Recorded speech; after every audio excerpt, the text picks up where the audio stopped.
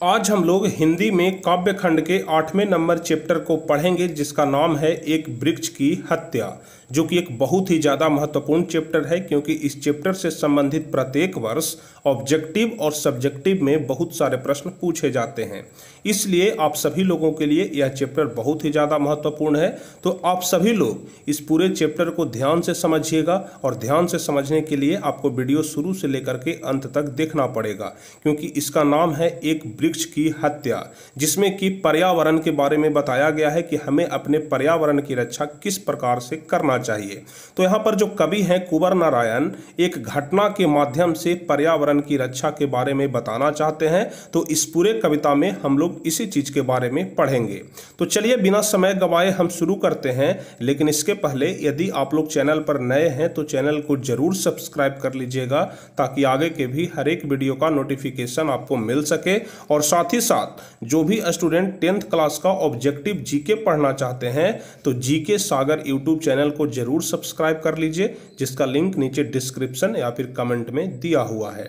तो चलिए अब हम लोग शुरू करते हैं और जानते हैं एक वृक्ष की हत्या के बारे में। तो सबसे पहले हम आपको शीर्षक के बारे में थोड़ा सा बता देते हैं कि इस कविता का नाम एक वृक्ष की हत्या ही क्यों पड़ा। तो आप लोग ध्यान से सुनिएगा।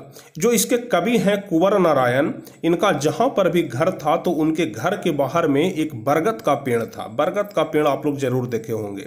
तो कवि कुंवर नारायण के घर के बाहर में एक बरगद का विशाल पेड़ था, यानी कि बहुत बड़ा पेड़ था। और जब भी वह कहीं बाहर से आते थे तो उनको ऐसा लगता था कि घर के बाहर एक बूढ़ा चौकीदार खड़ा है, और वह जब भी कोई घर में एंट्री करना चाहता है या फिर जब हम घर में प्रवेश करना चाहते हैं तो वह सवाल पूछता है कि कौन हो तुम, और हम हंसकर जवाब देते हैं कि हम तुम्हारा दोस्त। तो कुल मिलाकर के यह जो कवि हैं उस बरगद के पेड़ को अपना घर का चौकीदार बताते हैं। और एक दिन इस वृक्ष की हत्या कर दी जाती है, यानी कि पेड़ को काट दिया जाता है। और जब यह पेड़ कटता है, जब इस पेड़ की हत्या कर दी जाती है, तब कुंवर नारायण एक कविता लिखते हैं जिसका नाम है एक वृक्ष की हत्या। अब आप लोग ऐसा मत सोच लीजिएगा कि कैसे कवि थे कि पेड़ कट गया और उस पर कविता लिख दिए, तो ऐसा बात नहीं है। उस पेड़ के माध्यम से कुंवर नारायण पर्यावरण के बारे में बताना चाहते हैं कि हमें पर्यावरण की रक्षा किस प्रकार से करनी चाहिए। अगर पेड़ को हम लगातार काटते चले जाएंगे तो हम पर किस प्रकार का संकट आ सकता है। तो इस चैप्टर में इसी चीज के बारे में बताया गया है। तो चलिए हम लोग कविता का सारांश तो बाद में देखेंगे, लेकिन सबसे पहले हम लोग कवि परिचय देख लेते हैं कि यह जो कविता है इनके कवि कौन है, इनका जन्म कब हुआ और उनकी प्रमुख रचना कौन कौन सी है। क्योंकि परीक्षा में मुख्य रूप से यही दो चीज पूछता है कि कवि का जन्म कब हुआ और उनकी प्रमुख रचना कौन कौन सी है, उन्हें कौन कौन सा पुरस्कार से सम्मानित किया गया। मुख्य रूप से यही सब बातें पूछी जाती है। तो चलिए सबसे पहले हम लोग कुंवर नारायण के बारे में जानते हैं कि कुंवर नारायण का जन्म कब हुआ। तो आप लोग ध्यान रखिएगा कि कुंवर नारायण का जन्म 19 सितंबर 1927 ईस्वी को लखनऊ उत्तर प्रदेश में हुआ। ठीक है, कवि कुंवर नारायण का जन्म 19 सितंबर 1927 ईस्वी को लखनऊ उत्तर प्रदेश में हुआ। और कुंवर नारायण कविता लिखने की शुरुआत सन 1950 के आसपास किए, यानी कि 1927 ईस्वी में उनका जन्म हुआ और 1950 ईस्वी के आसपास वह कविता लिखना शुरू कर दिए। यानी कि जब उनका उम्र मात्र 23 साल का था वह कविता लिखना शुरू कर दिए थे। और आप लोग खुद सोचिए कि जब 23 साल से ही कोई व्यक्ति कविता लिखना शुरू कर दे तो अपने पूरे जीवन काल में वह बहुत सारी रचना करेगा, यानी कि बहुत सारा कविता लिखेगा।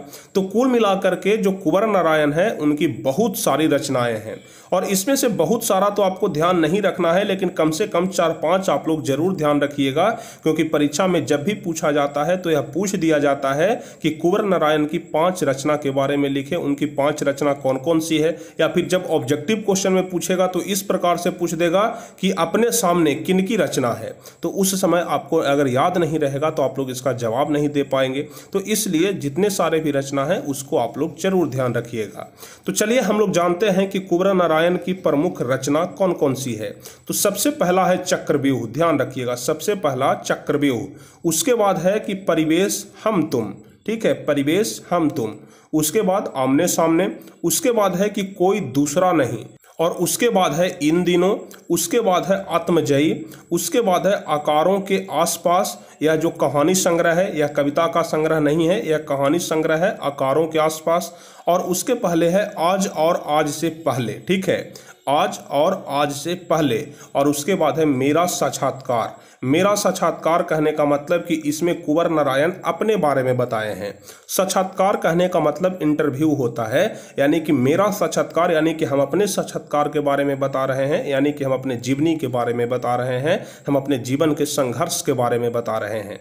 तो कुल मिलाकर के यहाँ पर हम आपको बहुत सारे रचना का नाम बताए जो कि कुंवर के द्वारा ही लिखा गया है, कुंवर नारायण के द्वारा। तो इसको आप लोग जरूर ध्यान रखिएगा, ठीक है। चक्रव्यूह, परिवेश, हम तुम, अपने सामने, कोई दूसरा नहीं, इन दिनों, आत्मजयी, आकारों के आसपास, आज और आज से पहले और मेरा साक्षात्कार। अब चलिए हम आपको बताते हैं कि कुंवर नारायण को कौन कौन से पुरस्कार से सम्मानित किया गया है। तो आप लोग ध्यान रखिएगा कि कुंवर नारायण जी को अनेकों पुरस्कार और सम्मान प्राप्त हो चुके हैं, जो इस प्रकार से हैं।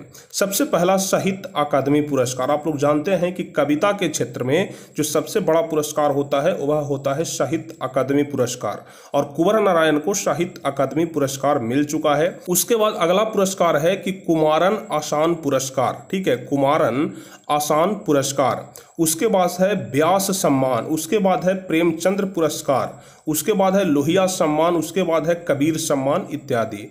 यानी कि कुंवर नारायण को बहुत सारे पुरस्कार से सम्मानित किया गया है। यानी कि कुल मिलाकर के कुंवर नारायण जी को बहुत सारे पुरस्कारों से सम्मानित किया गया है, जो कि इस प्रकार से है: साहित्य अकादमी पुरस्कार, कुमारन आसान पुरस्कार, व्यास पुरस्कार, प्रेमचंद पुरस्कार, लोहिया सम्मान, कबीर सम्मान। यानी कि बहुत सारे पुरस्कार का नाम है जिसे कि आप लोगों को ध्यान रखना है।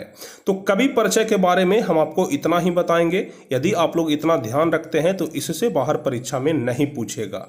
अब चलिए हम आगे बढ़ते हैं और आपको बताते हैं कविता का सारांश, यानी कि यह जो पूरा कविता है इसका शॉर्टकट रूप बताते हैं, जो कि परीक्षा में लगभग 2 से 5 नंबर का पूछा जाता है। चाहे तो 2 नंबर का पूछेगा या फिर 5 नंबर का पूछेगा। तो कुल मिलाकर के यह जो कविता का सारांश है आपके लिए बहुत ज़्यादा महत्वपूर्ण है, तो बस आप लोग ध्यान से समझिएगा। तो कह रहा है कि प्रस्तुत कविता में जो कवि हैं कुंवर नारायण, वह काटे गए वृक्ष के बहाने जो पर्यावरण है, जो मनुष्य और सभ्यता के विनाश की अंतर्व्यथा है, उसको अभिव्यक्त किया है, ठीक है। यानी कि जो कुंवर नारायण है, जो उनके घर के बाहर में जो पेड़ काटा गया है उसके बहाने वह पर्यावरण के बारे में बताते हैं, मनुष्य और सभ्यता के विनाश की अंतर्व्यथा के बारे में बताते हैं। और कहते हैं कि कवि के घर के सामने ही बरसों पुराना एक बड़ा पेड़ था जो कि काट लिया गया है, और कवि यह पेड़ दूसरे को छाया देकर उसकी थकान दूर करता था। यानी कि कभी यह जो पेड़ था यह दूसरे का थकान दूर करता था, दूसरे को छाया प्रदान करता था। लेकिन यह पेड़ पुराना हो गया और पुराना होने के कारण उसके छाल धूमिल हो गए थे। आप लोग जानते हैं कि जब पेड़ पुराना हो जाता है तो उसका छाल जो होता है वह मटमैला हो जाता है, धूमिल हो जाता है। तो कवि कुंवर नारायण कह रहे हैं कि यह पेड़ बहुत ज़्यादा पुराना हो गया था और पुराना हो जाने के कारण ही उसकी छालें धूमिल हो गई है, उसकी डालियां राइफल की तरह तनी हुई है। वह सोचते हैं कि यह चौकीदार है और जो उसकी डालियां हैं वह राइफल की तरह तनी हुई है। यानी कि ऐसा प्रतीत होता है कि एक व्यक्ति खड़ा है और वह अपने हाथ में राइफल लेकर के खड़ा है, और अकड़पन उसके नस नस में था, यानी कि वह बहुत ही ज़्यादा अकड़ू था। जैसे आप लोग आदमी को बोलते होंगे जब कोई ज़बरदस्ती करता है तो आप लोग बोलते हैं कि बहुत ज़्यादा अकड़ू हो, मतलब कि बात ही नहीं सुनते हो दूसरे की।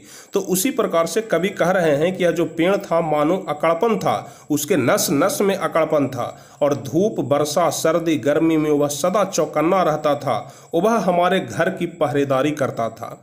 यानी कि यहाँ पर कवि कुंवर नारायण कहते हैं कि चाहे धूप रहे, चाहे वर्षा रहे, चाहे सर्दी रहे, चाहे गर्मी रहे, वह हमेशा खड़ा रहता था, चौकन्ना रहता था, और वह हमारे घर की पहरेदारी करता था।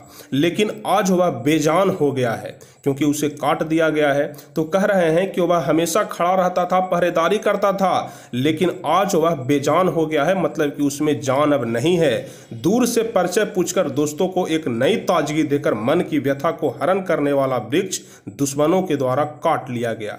यानी कि कहते हैं कि दूर से ही परिचय वह पूछ लेता था, जब भी कोई हमारे घर में आता था तो वह वृक्ष दूर से ही परिचय पूछ लेता था और दोस्तों को एक नई ताजगी देकर मन की व्यथा को हरण करने वाला वृक्ष दुश्मनों के द्वारा काट लिया गया है।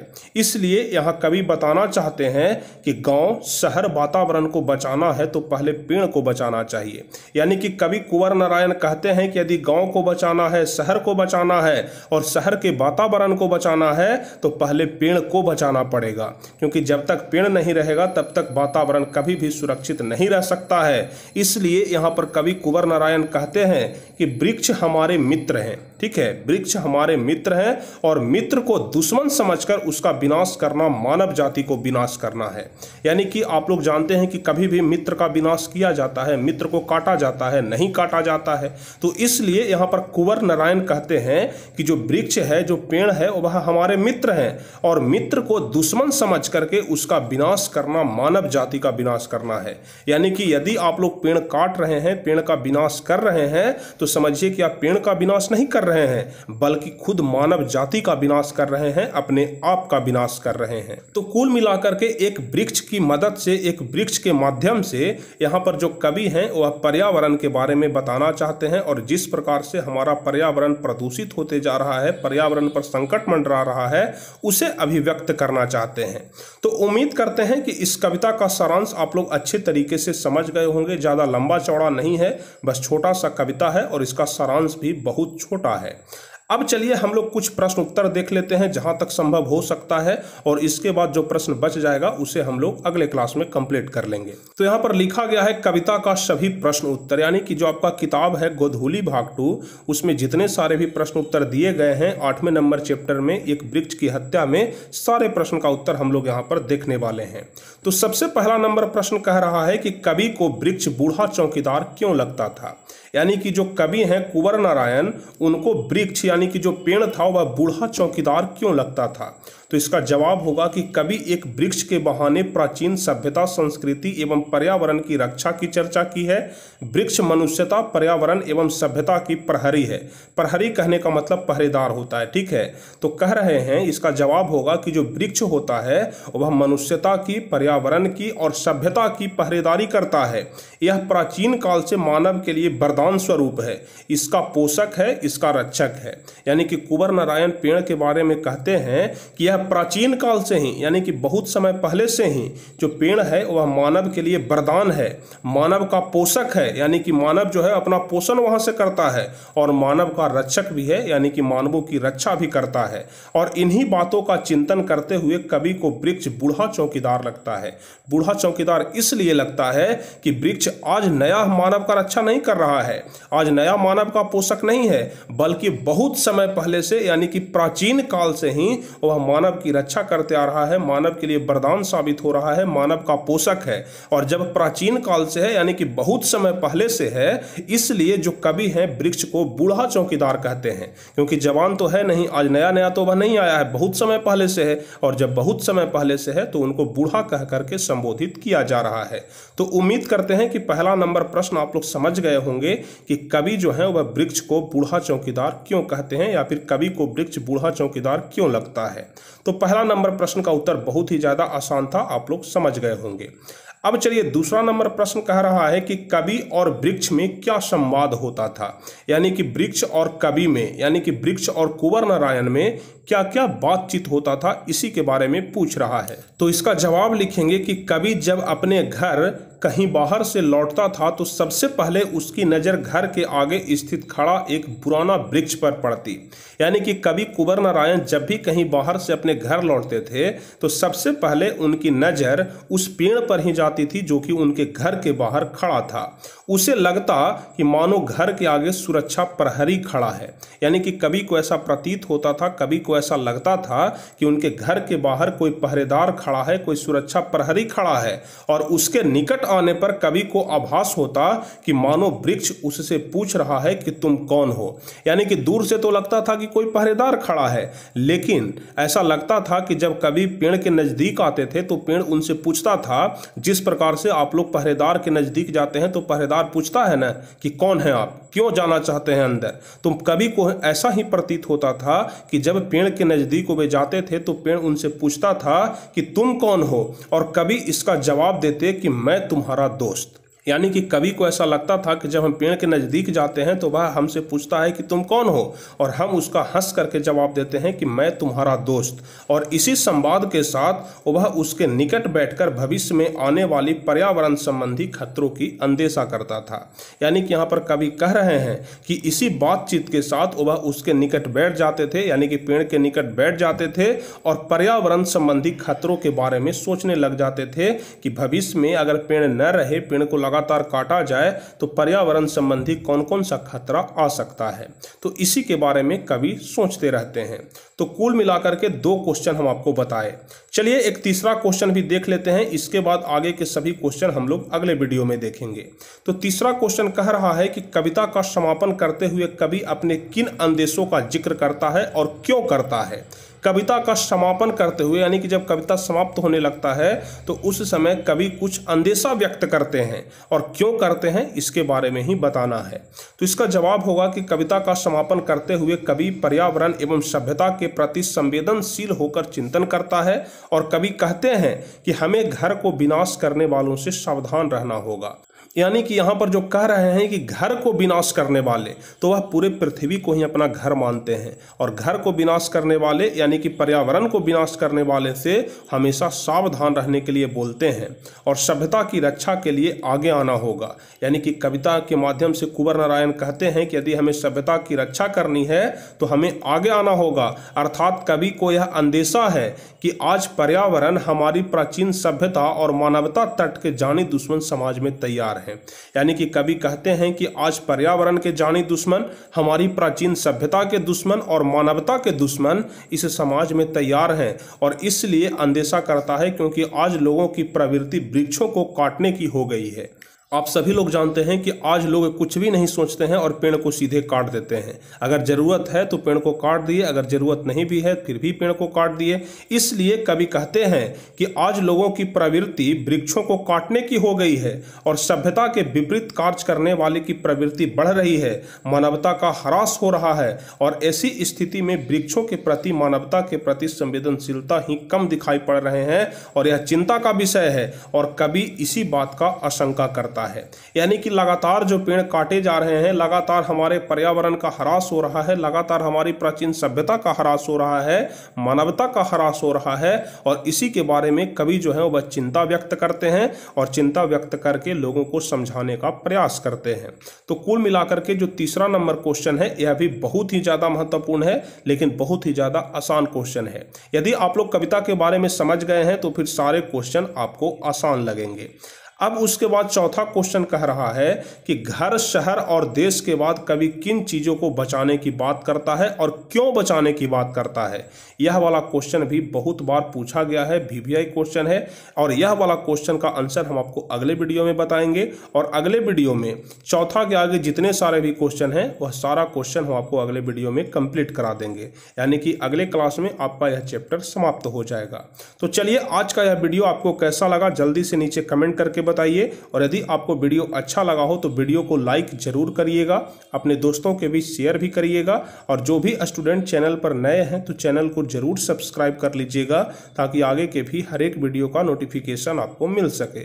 तो चलिए फिर मिलते हैं अगले क्लास में, तब तक के लिए जय हिंद, धन्यवाद।